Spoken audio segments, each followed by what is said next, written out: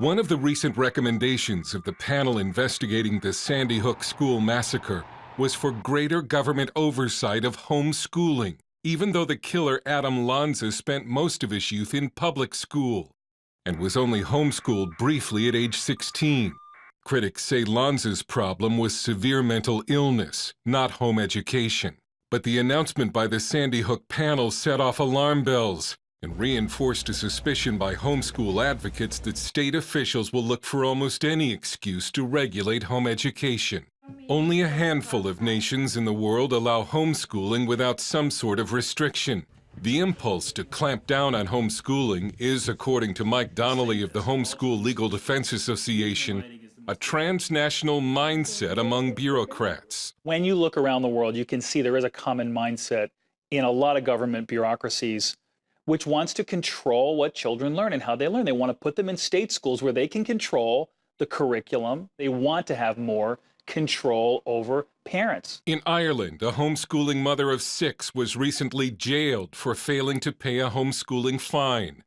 The laws in Sweden are so tough, the leader of Sweden's homeschool movement had to escape to Finland. But Germany is most notorious for what some call its persecution of homeschoolers. Germany continues to be a very hostile environment for parents who want to homeschool their children.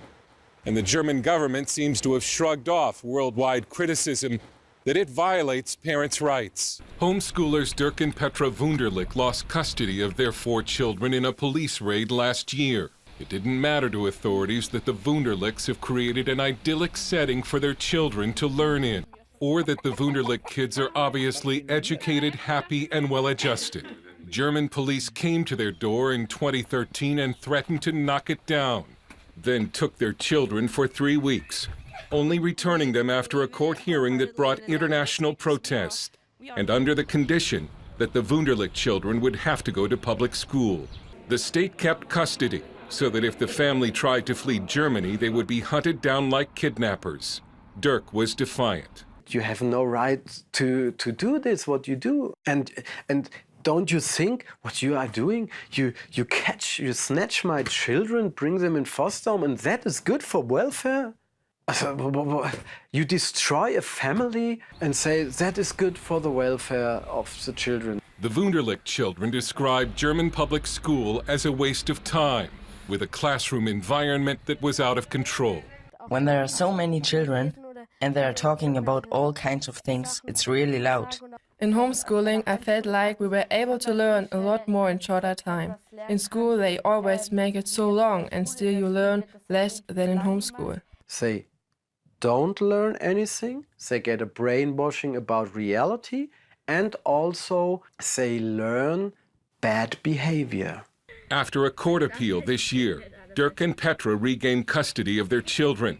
They've decided to homeschool them again and face criminal charges. Well, there's no question that the family are going to be prosecuted criminally for homeschooling. If they wanted, the Wunderlichs could flee Germany, but they've decided to stay and fight Germany's homeschooling law.